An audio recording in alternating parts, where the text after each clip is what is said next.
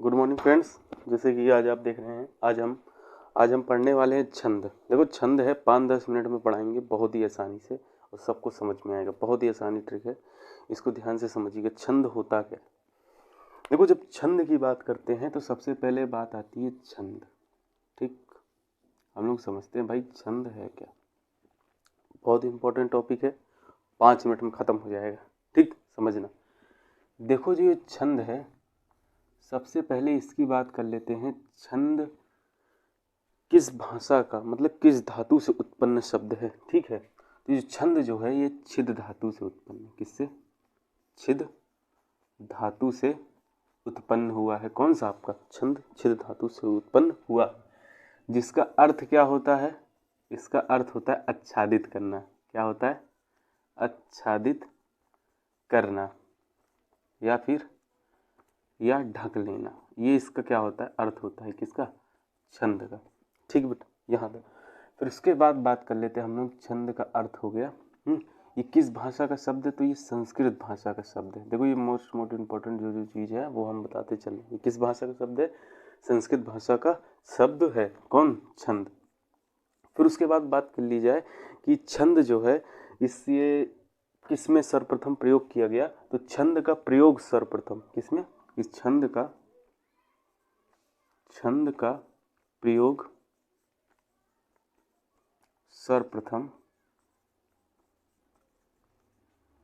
सर्वप्रथम ऋग्वेद में। किसमें? ऋग्वेद में किया गया है। ठीक है। अच्छा देखो, संस्कृत भाषा का शब्द था तो संस्कृत भारत में ही प्रचलित थी। ठीक, तो संस्कृत में किया गया। अच्छा देखो, छंद पर सबसे पहले बात किसने की? तो छंद पर बात करने या फिर छंद के बारे में कुछ भी चीज़ लिखने को, जैसे देखो भारत राम जी के बारे में रामचरितमानस में वर्णन किया गया। तो बहुत इस समय चल भी रहा है, जैसे इस समय रामचरितमानस ट्रेंडिंग में चल रहा है। ठीक, उसमें ये वाला सूत्र। ठीक, अब देखो छंद शास्त्र का प्रयोग सर्वप्रथम किसने किया? ऋग्वेद में किया। अब देखो छंद का कौन सा शास्त्र? तो एक था छंद शास्त्र। क्या था? छंद शास्त्र, जिसमें छंद के बारे में पूरा बताया गया कि क्या होता है छंद, कहाँ होता है छंद, क्या इसमें मतलब जितनी भी चीज़ होती है वो सब चीज़ें बताया गया। तो छंद शास्त्र के रचयिता की बात की जाए तो इसके जो रचयिता होते हैं वो है पिंगलाचार्य। कौन है?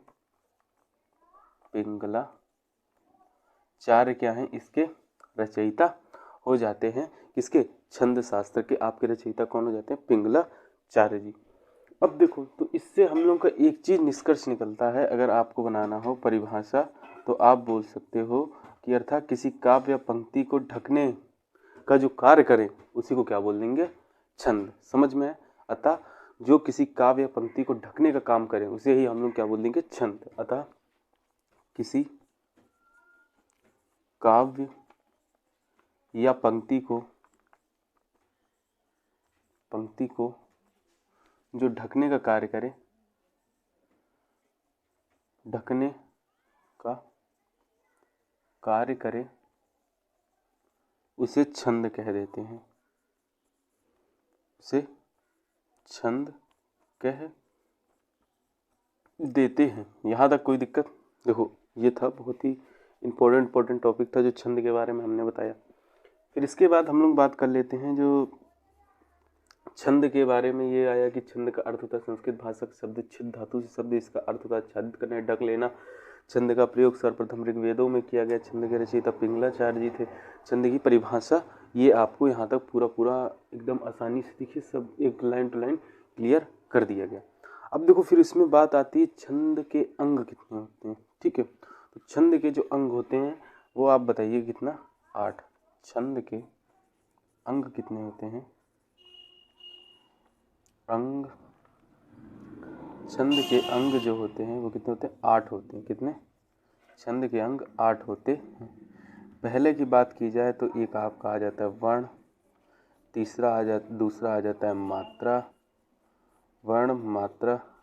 तीसरा आपका आ जाता है चरण, चौथा आपका आ जाता है गण, पांचवा आपका आ जाता है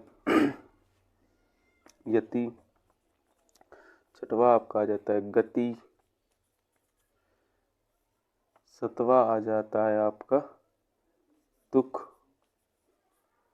ठीक, और 8वां आ जाता है आपका इसी तरह एक और हो जाता है तुक लय।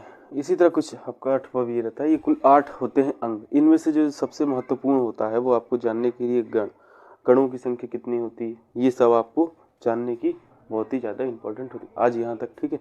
इसको आप लिखें और इसको नोट्स बनाएं। इसके आगे की वीडियो हम अभी प्रोवाइड करें। 5-5 मिनट में बस ज़्यादा से ज़्यादा छंद धीमे धीमे कंप्लीट हो। और हिंदी देखिएगा ऐसे ऐसे कंप्लीट कराएंगे कि बहुत हाई टू लो से हाई टू। Thank you.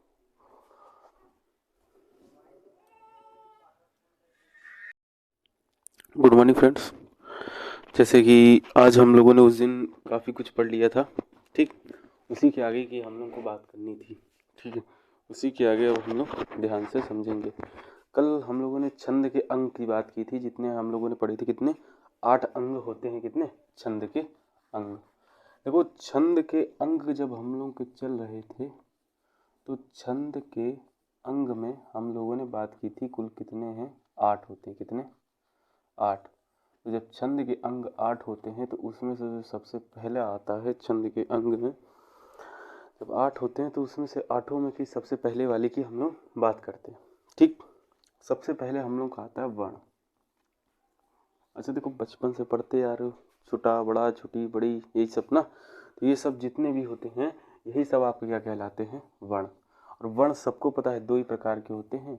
वर्ण 2 प्रकार के होते हैं, एक स्वर और एक व्यंजन।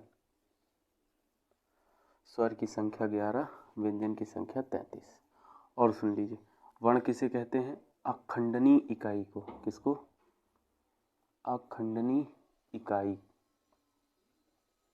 अखंडनी इकाई को किसकी, ध्वनि की। किसकी, ध्वनि की अखंडनी इकाई को क्या बोल देते हैं हम लोग, ध्वनि की अखंडनी इकाई को वर्ण कह देते हैं। जो कितने प्रकार के, 2 प्रकार के, एक स्वर और एक व्यंजन होते हैं। स्वरों की संख्या कितनी होती है, 11। व्यंजन की संख्या कितनी होती है, 33। ये इसमें बहुत से आगे पढ़ोगे जब वर्णमाला में आपको विस्तार से पढ़ाएंगे कितने वर्ण होते हैं, टोटल कितने होते हैं, स्वर व्यंजन को मिलाकर कितने वर्ण होते हैं, मतलब वो आगे की बात है। लेकिन इसमें यहाँ तक बस इतने ही जानिए वर्ण क्या क्या होता है, ठीक। फिर दूसरी पॉइंट की जब हम लोग बात कर लेते हैं, दूसरा आपका आ जाता है मात्रा की। किसकी, मात्रा। अब देखो सबसे पहली बात आती है मात्रा की परिभाषा क्या होगी। जैसे देखो मैंने आ बोला, ठीक, ई बोला, ऊ बोला, ए ओ औ अंग आह। तो इन सब में बोलने में कुछ ना कुछ समय लगा होगा, ठीक। बोलने में, ठीक, किसी वर्ण के उच्चारण में लगने वाले समय को ही क्या बोल देते हैं, उसकी मात्रा बोल देते हैं, ठीक। तो किसी वर्ण के, तो ये हो जाएगा किसी वर्ण के उच्चारण में लगने वाले समय को, लगने वाले समय को मात्रा कहते हैं, ठीक। किसी वर्ण के उच्चारण में लगने वाले समय को क्या बोलते हैं, मात्रा। तो कभी भी मिल जाए मात्रा तो कभी भी दिमाग परेशान मत होना, ठीक। मात्रा क्या होती है पता चल गया। अब देखो मात्रा, तो एक चीज समझना, अप्रत्यक्ष रूप से सब चीज होता है। तो जो स्वर हैं वो व्यंजन के साथ क्या होते हैं, हमेशा उसमें मिल जाते हैं। वो अप्रत्यक्ष रूप से मिलते हैं। और वो अप्रत्यक्ष रूप से किस में मिलते हैं, मात्रा के रूप में। किस में मिलते हैं, मात्रा के रूप में। देखो मात्राएं कौन कौन सी होती हैं आपको देखो पता होगा, छोटा आ, बड़ा आ, छोटी ई, बड़ी ई, छोटा ऊ, बड़ा ऊ, री, ए ओ औ, अंग, आहा। ये कुल है, ठीक। गिन लीजिए 1 2 3 4 5 6 7 8 9 10 11 12 13। अब देखो यहाँ पे 13 आ रहे होंगे, ठीक है। 13 आ रहे हैं तो ये जो 2 हैं ये आपके स्वर में कभी कभार गिन भी लिए जाते हैं और कभी कभार नहीं भी गिनी जाती। इसीलिए 11 भी ऑप्शन में दे सकता है, 13 भी ऑप्शन में दे सकता है, ठीक। लेकिन अंग और आहा को अनुनासिक वर्ण भी कहा जाता है, ठीक। लेकिन इसे स्वर के ही साथ रखा जाता है। जब पूछा जाए अंग और अनुनासिक कौन से वर्ण हैं तो स्वर अगर उसमें अनुनासिक दिया है ऑप्शन तो अनुनासिक पे जाए, ठीक। क्योंकि नाक से उत्पन्न होने वाले और ये विसर्ग, ठीक।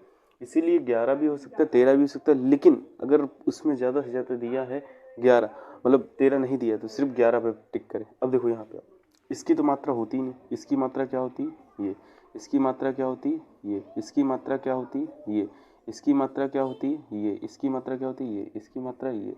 इसकी मात्रा, ये इसकी मात्रा, ये इसकी मात्रा, ये इसकी मात्रा, ये इसकी मात्रा, इसकी मात्रा। इस प्रकार से पूरा मात्राओं का खेल होता है। अब देखो ये हो गया। अब यहाँ तक आप लोग स्क्रीनशॉट लें तो फिर हम इसके आगे बात करते हैं।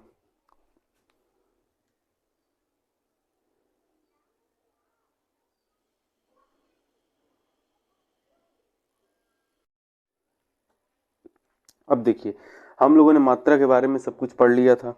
अब हम लोग पढ़ेंगे आगे उसमें कि मात्रा के प्रकार कितने होते हैं। देखिए दोस्तों, मात्रा के प्रकार, जब मात्रा के प्रकार की बात करते हैं तो मात्रा के प्रकार कितने होते हैं? 3। कितने होते हैं? 3 प्रकार की मात्राएं होती हैं।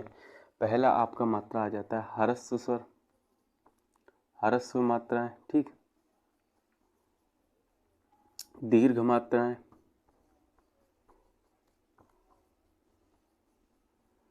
फिर आपकी आ जाती हैं प्लुप्त मात्राएं।